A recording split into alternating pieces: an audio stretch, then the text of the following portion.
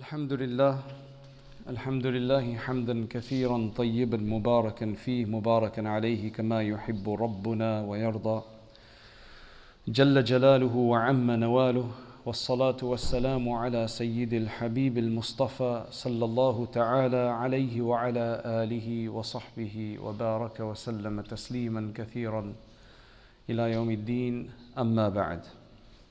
Allah subhanahu wa ta'ala speaks in the Quran about fulfilling covenants, fulfilling promises, not breaking promises, not betraying anybody, not breaking covenants, and being true to our word. One of the problems with the munafiqeen, Allah subhanahu wa ta'ala says in the Quran about them, is that fi qulubihim marad, they have sickness in their heart. They have an illness in their heart. And the reason, the illness that we're speaking about, it wasn't necessarily some kind of medical problem as such. It was a spiritual problem. And the problem is this: how long can you say something outwardly that you do not agree with internally? How can you claim something externally that you have no belief about inside? How long can you live that lie? They say that when somebody lies, the liar has to constantly remember what he said last time. Because if I'm speaking to you and I meet you again after a few weeks, I better remember what story I told you last time. Otherwise, you're gonna say, no, but you didn't say that. Oh yeah, sorry, I made a mistake. But no. So a liar's life is very complicated.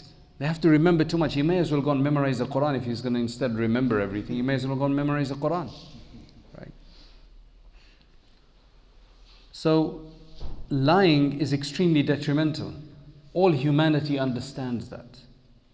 Through all religions, all cultures, all ideologies, lying is a bad thing. The world would not function with lying. There's lying and we just about function, but if lying was tolerable and acceptable, then nothing would be predictable. You'd be listening to somebody and the default would be that he's probably lying. So, do I trust him or not? Can you imagine it? Right now, most of us that are normal, when we listen to somebody, we believe what they say.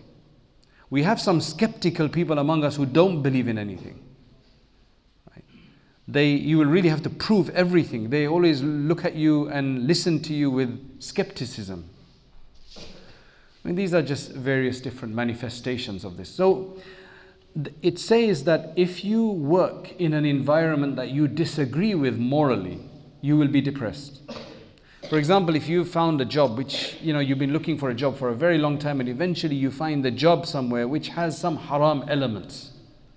For example, you have to sell beer or serve wine or restaurant job or something like this, and you disagree with it, but you've got stomachs to feed, you've got people to feed, and you can't find any other job, and this is the only one that you're stuck in.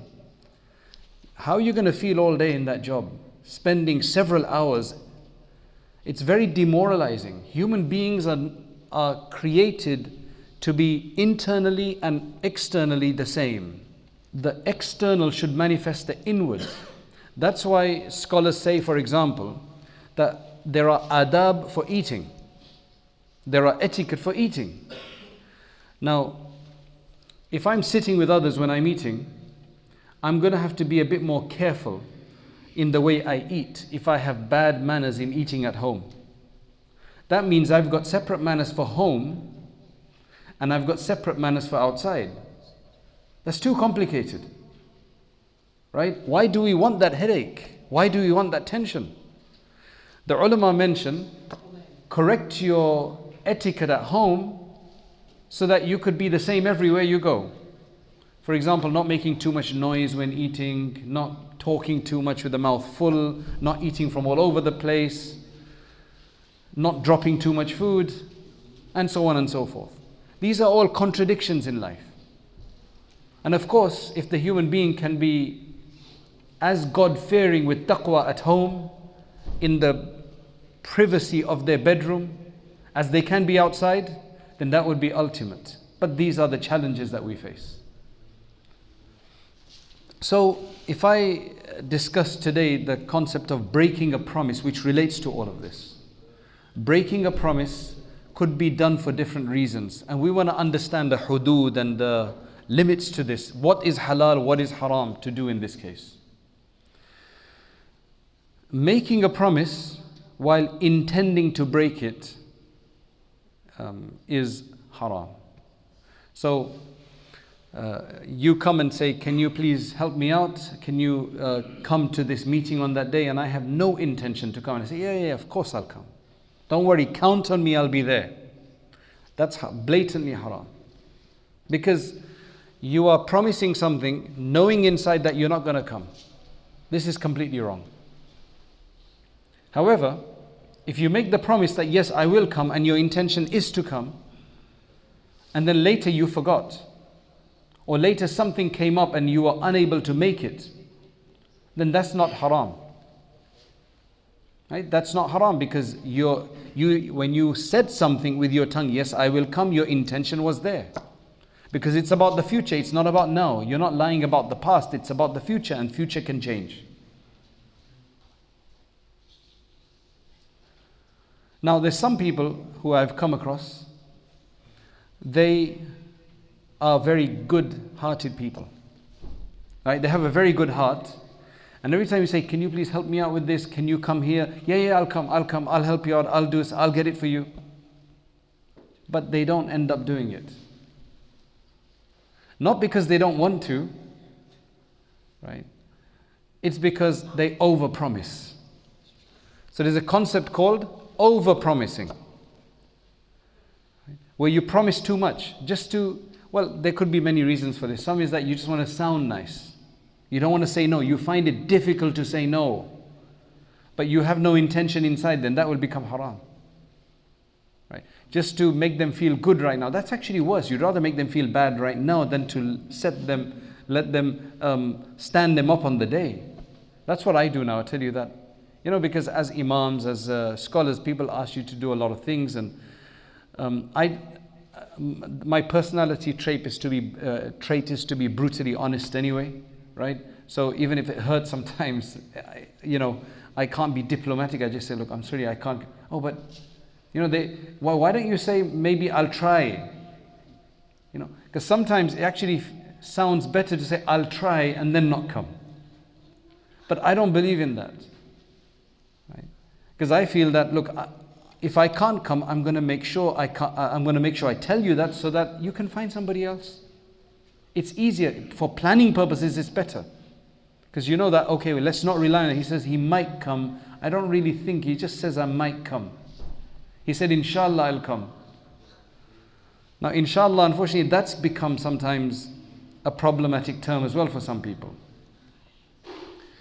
So, if you find that your habit is to keep promising but you don't end up fulfilling it, even though your intention is you would love to help, then stop promising. Just don't promise so much.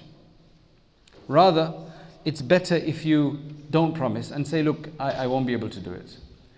And the author of one of the famous dictionaries, he says that according to the Arabs, breaking a promise is a form of lying. When you break a promise, it is like you lied. While not fulfilling a threat is generosity. Now, what does that mean? If I threaten somebody that I will take them to court, or if they come late, then I will not give them something, like we tell our children, right? That if you don't do this, then I'm going to cut your pocket money, or I'm going to take away your Xbox, or whatever the case is. Right? Now, from a disciplinary perspective, you should do it. If you never do it, then you will end up with children who won't trust you.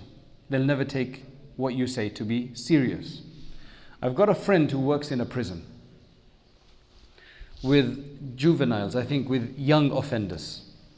So he told us that over the years when he's been working with these people, he discusses their problems, their crimes, whatever it is. So one of them went in for robbery. One of them had come into the prison for robbery, And he was speaking to him that how did you get into robbery? And you'd be surprised, he blamed his mother more than anybody else. You know how? He said that when I was young, we would go to somebody's house, and as children always do, right? Do you do this? When you go to somebody's house, you want to take their toys to play with? You go to somebody's house, you say, and you're playing with something with your cousin, right? Then when it's time to go, you want to take that toy with you. It's a normal thing for children to do. Do you feel like doing that sometimes? Never? Oh, okay. You've probably forgotten, right? Next time, just don't do that. So now what generally happens? If somebody comes to your house and he wants to take a toy, what do you say? As parents, what will you say to the guest? Just take it. That's what you'll say, right? Generally people say, I don't know if they mean it or not, but they say, just take it. What should the parents say? The good parents will say, no, you can't take this. You've got enough toys at home. Because with toys, they get old very quickly. And you end up just packing new toys. And the more you have, the less valued toys become. Then they just want everything new. Right? Now, if you say no, and you're firm, the child is not going to like it. He may throw a tantrum if he's a really stubborn child. But that's how you discipline them. This mother of this particular individual would let him take it. Right? The people would just say, the house owner, house host would say, yes, take it. His mother wouldn't say anything. Slowly, he got into the habit. Then what he started doing, he felt a sense of entitlement. So he would go to school with his sister. His sister was much younger than him. And he started stealing from a shop. He would have the sister stand in a strategic position to watch that nobody was coming. He would take from the shop. Eventually he stole from a mall. That's when he got caught. And then he ended up in prison. And he blames his mother for it. Because his mother, for years and years and years, never stopped him from taking something from somebody's house and allowed him to take it. For whatever reason that was.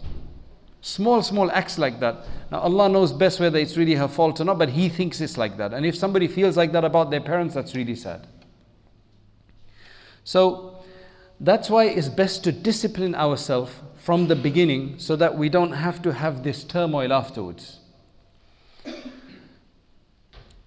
Now, if Imam Bukhari, etc., our scholars, they've said that, for example, if I tell a small child, come here, I've got a sweet in my hand, and you don't have a sweet in your hand, then that is haram to do that. That is wrong to do that. Because you're lying. That child is going to come, a poor, innocent child, young, impressionable child, is going to come and want your sweet, and then he doesn't find a sweet in there. What are you telling that children about adults? That you can't trust them. They will start doing the same thing to others. They will start doing the same thing to others. The discipline has to be balanced. If you tell your children you don't trust them, then that's actually worse than telling them you trust them but not trusting them. Psychologically, that they say that's worse. Because when they know that my parents don't trust me, then they make another personality for themselves. It's a very, very delicate issue. It's a very, very delicate issue. They did some studies in, I'm not sure if it was Zambia or one of these African countries, where they had children sitting in an exam chamber. This was a test. They went out for a few moments to see, and they told them not to cheat. They put a small exam, like a basic test for them, and they said that we're going to walk out the room, we don't want anybody asking anybody anything. So that's what they did. Now if they explained properly, less people cheated, because they gave them trust. Right? They gave them trust. They said that if you don't cheat and you get high marks, then you're going to get a better result. You're going to get a better award. It was better to incentivize it. So sometimes it's better to do it that way. So now what he's saying here is that if you have warned somebody about something, that you're going to do something and it ends up that you then don't do that thing for them out of grace, then that is generosity. So for example, Allah subhanahu wa ta'ala has made promises to us that in the hereafter you will be given Jannah, you will be given this, you will be given that, all of the rewards that He's promised us. But He's also warned us that if you do X, Y and Z, you'll be punished.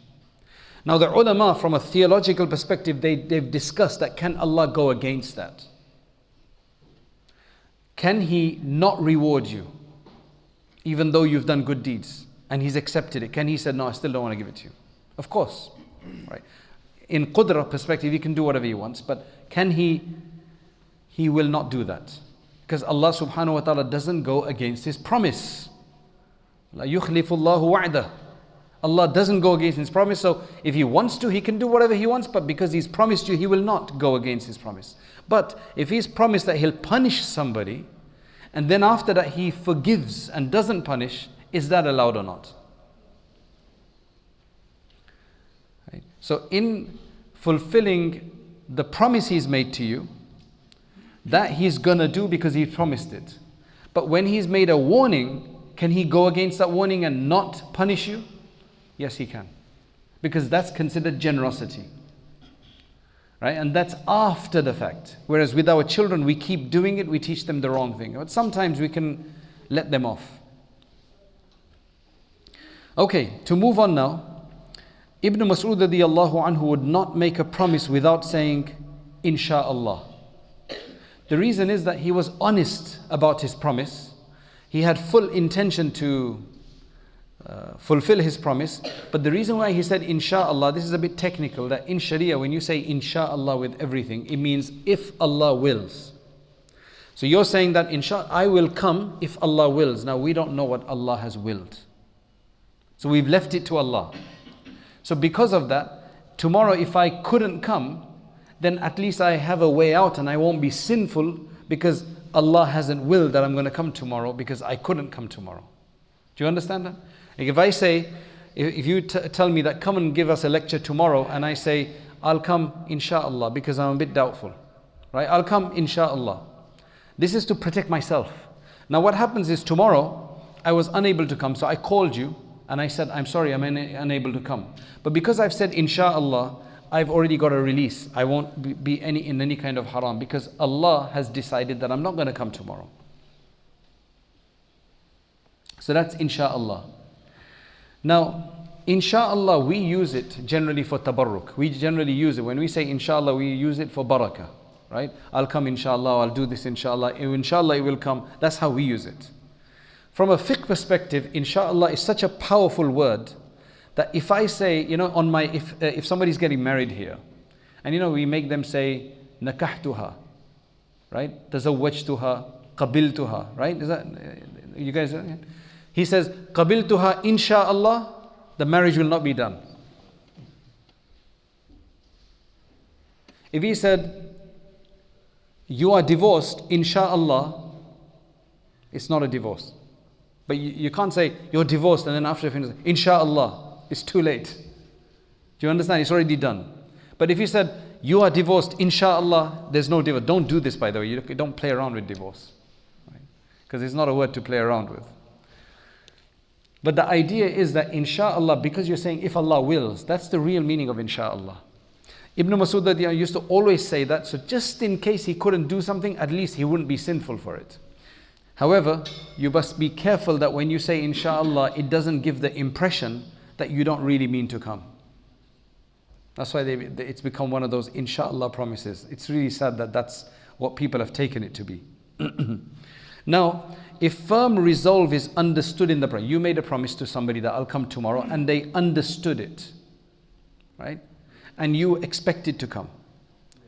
You have to fulfill it, right? Unless you've got an excuse. Unless you've got an excuse. If you have an excuse, you're allowed to exclude yourself, to excuse yourself. So for example, something else came up and I couldn't come, then technically I could say, I'm really sorry, because it's not an obligation. Right? There's no contract. It's a promise. It's a grace. It's just something done out of goodwill. A promise is always done out of goodwill. So that's why you could actually say that you have a serious excuse, then you could, and you wouldn't be sinful and you wouldn't even be makruh. Otherwise, if you broke a promise without a genuine excuse, it's going to be at least makruh. And I think depending on how severe its impact will be, it will be makruh tahrimi or tanzihi.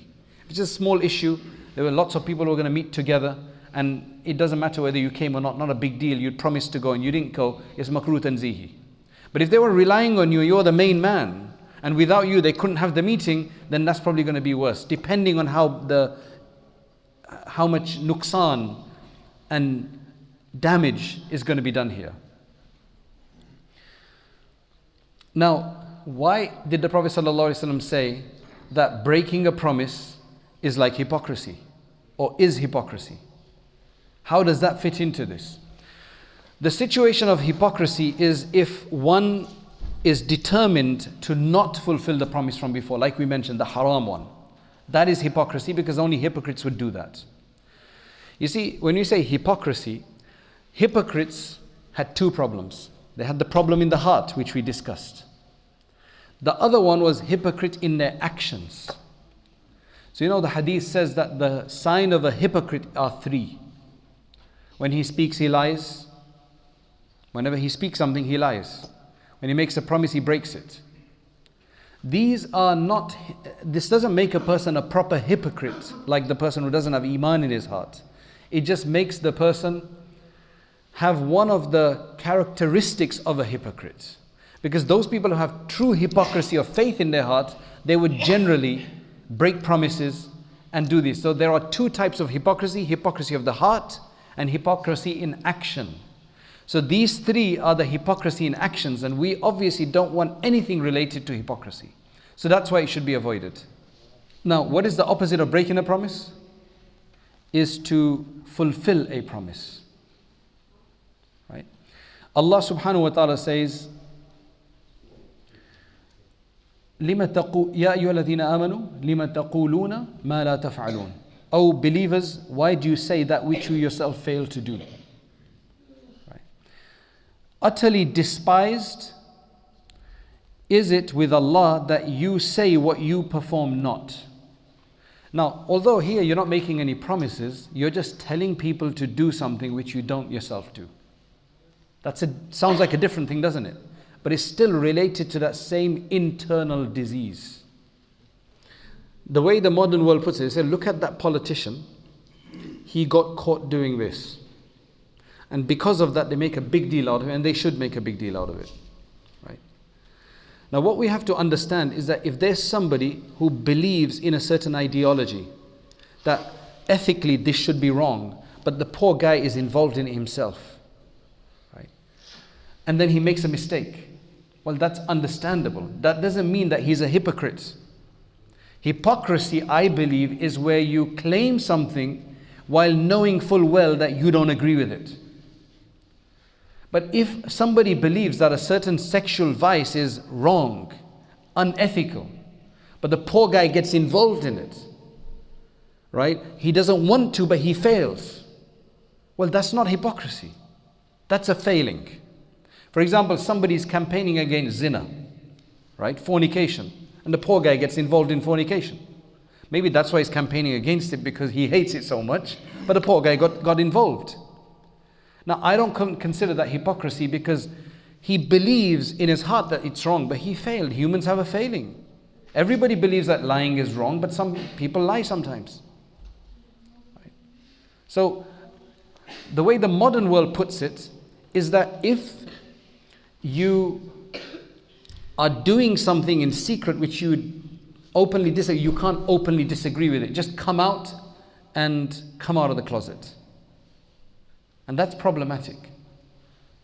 Because there are struggles human beings have. Right? We all have some struggles and tensions with different things in our life. If things that we're struggling with, we should just give up and just say, okay, we're going to embrace them, then can you imagine it? Some people have struggles with stealing. Kleptomania, it's called. They can't help it. They don't want to steal, but they can't help it. They don't really need it. They just do it. And what's that gonna do? Some people have this attitude that they like to burn things. Should they just come out and do it? Right? So this gets confusing in the modern world here. That if you have struggled with something, don't struggle just. And counselors actually, there was a case of something similar, and the person went to a counselor. And they had to run away from the counselor because the counselor was saying that if that's what you believe, that's what you're struggling with, just embrace it. Right? Psychoanalysis. That just do it. It's like, man, I came to you for a solution, not to make it I didn't come to a shaitan. Right? So it's very, very complicated in the world we live in today because of the postmodern ideology that's out there about your truth is your truth and my truth is my truth. Anyway, fulfilling the promise, Allah subhanahu wa ta'ala, as I said, mentioned, this verse applies to one's speech that contradicts one's action. A promise to do good that one utters with his tongue, yet he does not fulfill. Religious knowledge that one verbalizes, yet does not act upon. We ask Allah subhanahu wa ta'ala for protection, because ulama are in this position. Right? Activists are in this position where they're claiming things, where they're encouraging certain things. But you see, somebody came to Imam Malik rahimahullah and he said that if somebody doesn't avoid a certain wrong, but then they constantly prohibit other people from it, then is that correct or not? He said, of course. Of course. He says, because after the Prophet sallallahu alaihi wasallam, who is there that never sinned? And they say that if after the Prophet sallallahu alaihi wasallam, if people were not to do amr bil ma'ruf and nahi anil munkar, unless they were pure, then there would be nobody able to do that. And basically, people claim there's a poem which says that they want to stop people from prohibiting others unless they themselves are completely pure, for the reason that if nobody tells anybody anything, then we all become the same, then there's no feeling of guilt. The reason why people don't want, is because I've had cases where I've gone to places where I didn't eat a certain dish because I felt that the meat wasn't correct, while other Muslims were eating it. Right? And this was in America, where there's a huge confusion about what is halal and what is dhabiha. So I refused to eat it. I didn't make a big fuss, I just didn't eat it. So one of the Muslims, this was a non-Muslim program where they had tried to cater, but they got it sourced from not 100% halal place, right? Which is clearly problematic.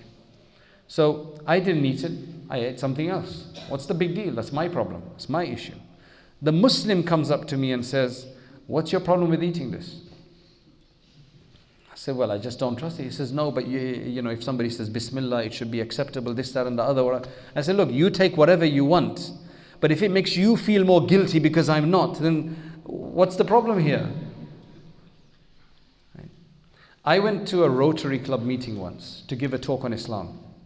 Right? So I go like this, and I saw a Muslim there. This was in America, by the way. I saw a Muslim there, and he kind of avoided me in the beginning, right? He wasn't very interested in me. I was like, who is this guy? He's come to give a talk here with all of these influential people. And then I gave the talk, and alhamdulillah, the talk went very well, alhamdulillah, right? The talk went very well. So I got a massive applause at the end, and all of these guys are coming to, shake your hands, and then he comes up afterwards. So it all went right, because initially his idea was that anybody who's dressed like this with topi, kurta or whatever, is gonna mess it up, right? But maybe that's a bit stereotypical. I want to ask you a question. In the last 4 weeks, I've got 2 calls, one from a brother, one from a sister. They call me and they say, do you speak Bengali? So I was like, why would you ask that question? Oh, because if you spoke Bengali, then we could speak to you in Bengali. But they were speaking perfect English, right? Ya Allah. So I was like, why are you asking? He goes, no, I'm just asking. Then this was 2, and then another one, do you speak English? Right? And you could tell it's Urdu speaking person. Like, do you speak English? I said, yes, I speak English. Are you calling somebody in Pakistan, or are you calling somebody in the UK? Right? I said, you're calling somebody in London, in the UK. Oh, sorry, I didn't check properly. But you know what my reading of this is? It's a stereotypical that muftis don't know English. It's this ideology that muftis are these old guys, right, who don't speak English, so we must speak to them in Bengali or Urdu or whatever the case is. Right? It's quite interesting. I'm not joking, I had 3 calls in 4 weeks about this. 2 Bengali and 1. Do Bengalis think that everybody speaks Bengali or something? But mashallah, you guys have preserved your language. The Gujaratis are losing it. Right? But mashallah, you guys are preserving your language, which is really good. You speak Bengali? Sometimes. Well, you do it sometimes. My kid doesn't do it any time. You speak Bengali? Huh? No. What do you speak? English? Or you speak sign language? MashaAllah. What do you speak? English. And? Sometimes Bengali. That's good. You should speak both. It's good to have more than one language. It will help you in the world. Don't ever think that, I shouldn't learn it. In America, I used to have these parents. There was one Sri Lankan family. They had a very accented English. And they were speaking with their children like that. It's like, why are you doing this? Why are you speaking to your children in English? Speak to them in Tamil. They're going to pick up English in the school. You can't stop them. They will learn English. But if you speak to them in your accent, you're going to, because I used to teach that child, he used to speak typical. Right? I'm saying like, this is wrong. You don't need to teach English at home. That's why you send them to school for it. School is more powerful than home. See, for children, there are 3 environments they learn from. One is the home environment. The second one is the school environment. And the third is the social, wherever you stay, your estate environment, whatever it is. Which is the most powerful one? School is probably the most powerful one. And then when your outside environment is the same, if both of them are speaking English, there's no way the person is not going to speak English. And then the home environment. So now you have to really have a good home environment to be able to counter any wrongs that are learnt through the school environment and the outside environment. That's very important for us to do. We ask Allah subhanahu wa ta'ala for help. Allah subhanahu wa ta'ala says, O believers, fulfill all commitments. Awfu bil-uqud. Fulfilling a promise is something that is in the Quran. The Prophet ﷺ said, a promise is like a debt.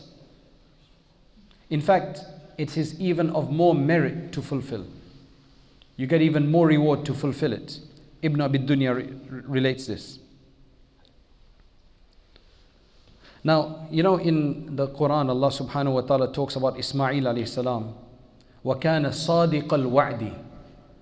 Right? He was ever truthful in fulfilling promises. Why did Allah subhanahu wa ta'ala remember him from all of these different qualities he had?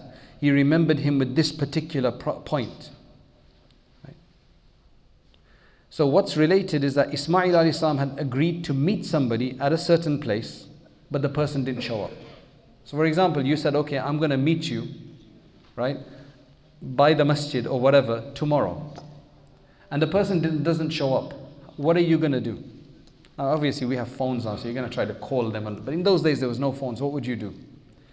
He says that Ismail alayhi salam waited there for 22 days. وَكَانَ صَادِقَ الْوَعْدِ. Now nobody's telling you to do that, right?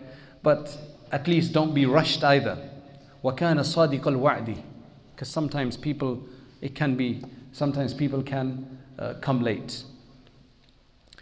In fact, the Prophet ﷺ, it's related about him, and I think this was in the early days, before maybe prophecy. He had arranged to meet with somebody and the person didn't show up. The Prophet ﷺ waited for 24 hours until the next day when the person remembered. He went and he found the Prophet ﷺ there, and the Prophet ﷺ, all he said to him was that you have inconvenienced me. That's it. Now we get angry when somebody comes 10 minutes late. Right? Sometimes. Well, actually we're used to 10 minutes. But if they come 10 minutes above that, I've learned that when somebody invites you to a wedding, don't go on time. Allahu Akbar. You get burned. You have to sit there for 2 hours. Right? You guys are notorious for this. You have to wait for 2 hours. So now I actually purposely go late. Because I mean, you don't have time to waste. Ibrahim al-Nakha'i, the great tabi, he was asked about a man who agrees to meet somebody at a place and the other person doesn't show up. How long should you wait for? Right? So this is now a good question. How long should you wait for somebody? What do you think? It depends on the situation. What's an average? How long should you wait for? 5 minutes? 10 minutes? This is what Ibrahim al-Nakha'i said when he was asked this as a fatwa, as a question. How long should I wait for if the person doesn't turn up? He says he should wait until the next prayer time. Now I think this is based on custom, right? Every community has different custom.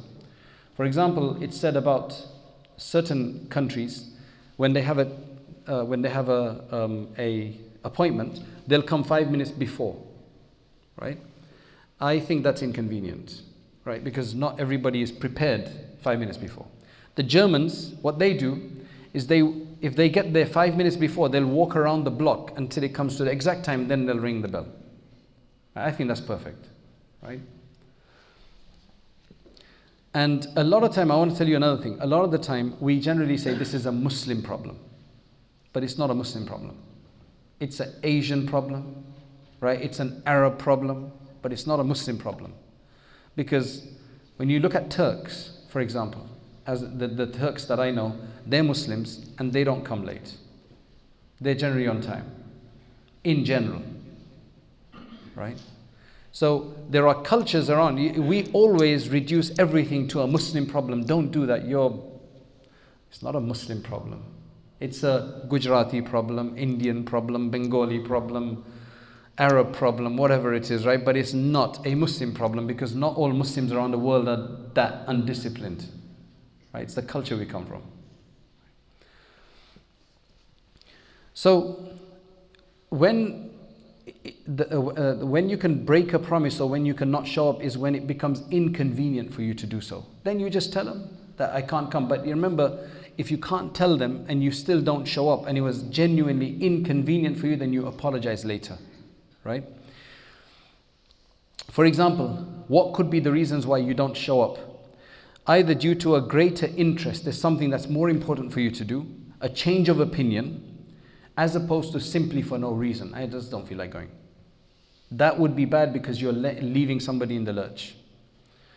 However, one should make every effort to fulfill both the promise and the new greater interest. Imam Ghazali rahmatullah alayhi says that the one who breaks a promise for a valid excuse is not a hypocrite. Right? So inshallah we won't be in that warning. Yet his act has the appearance of hypocrisy. I may know inside that I had a greater reason for not going, but the person who's going to be looking at me is going to think, man, this guy doesn't fulfill his promises. So it has the appearance of hypocrisy. And then he comments that a person should really strive to avoid even the appearance of hypocrisy, just as he would do to real hypocrisy, so that he should not consider himself excused without genuine necessity. So as far as possible, fulfill your promises. Now, many ulama have written that to break a promise is after having intended to do so, then to not show up and not fulfill it is makruh tanzihi in general. This is unless the person's harm is going to be great. So if you don't show up to a meeting and it's not going to be harmful, that's fine. But if you didn't, give me an example of something where they would have financial harm because you didn't turn up. For example, I promised to borrow you money, right? Maulana was going to buy a house and I promised to lend him some money. He went and signed and gave the 10% down, right? Is it 10%, right? They gave 10% down. Now, after you've given the 10%, you've signed a contract. If you don't put the rest of the money in, you lose your your 10%. And I was supposed to give him 100,000 one day, maybe I have that ability, right? To give him 100,000. You have your house, Maulana? Inshallah, right? Maybe this is setting something up here, right? And at the last minute, he relies on me because he thinks I'm a trustworthy individual, signs the contract, he goes to the auction, and he thinks that I'm going to give him the money. You have 30 days to pay or something. He bids on it. and then after that I pull out. Now, that's a financial burden, and if that's not haram, then what is it going to be? So that's why the ulama have mentioned, contemporary scholars, they say that certain promises, particularly those that entail financial responsibility or likewise, are always mandatory to fulfill based on the amount of harm that would otherwise ensue. We no longer live in a loose world where you can break promise and it's easy. Here it's all about contracts. And if you mess up on that, people are unforgiving. They will take you to court, they will rinse you. So it's no longer where you could just argue your way out or promise somebody or just convince somebody. So we ask Allah subhanahu wa ta'ala for making us of those whose heart and external self is the same, and who fulfill their promises, and who understand if we're of those people who overpromise, then let's stop overpromising. Just be upfront and nice and clear about it. Allahumma anta as-salam wa minka as-salam tabarakta ya dhal jalali wal ikram. Allahumma ya hayyu ya qayyum bi rahmatika nastaghith. Allahumma ya hannanu ya mannan la ilaha illa anta subhanaka inna kunna min al-zalimin. Jazallahu anna Muhammadan ma huwa ahluh.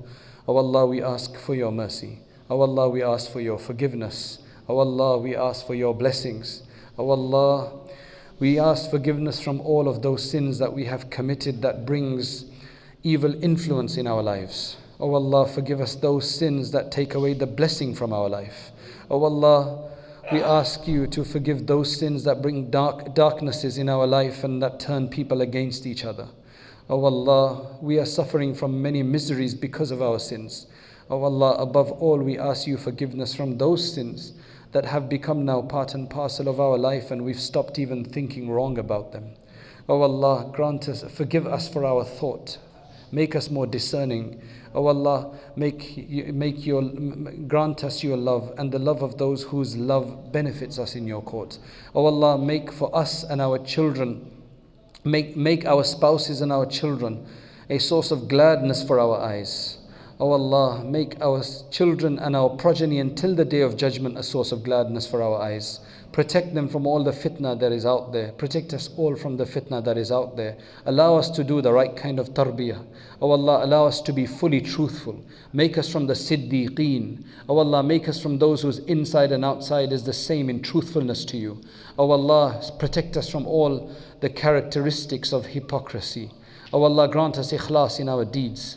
O Allah, make this Ramadan better than any Ramadan before it. O Allah, make us closer to you this month than we've ever been before. But O Allah, allow us to remain close to you and do not allow us to retrogress after the month of Ramadan finishes. O Allah, protect us from the shaitan. O Allah, bless all of those who've established these communities of the first generation. If they've departed this world, fill their graves with light and make the stages of the hereafter easy for them.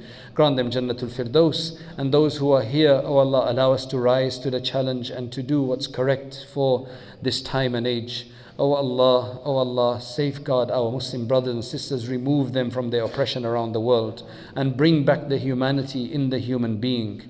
O Allah, finally we ask that you send your abundant blessings on our messenger Muhammad sallallahu alayhi wasallam, and you grant us his company in the hereafter. Subhana rabbika rabbil izzati amma yasifun wa salamun ala al-mursaleen walhamdulillah.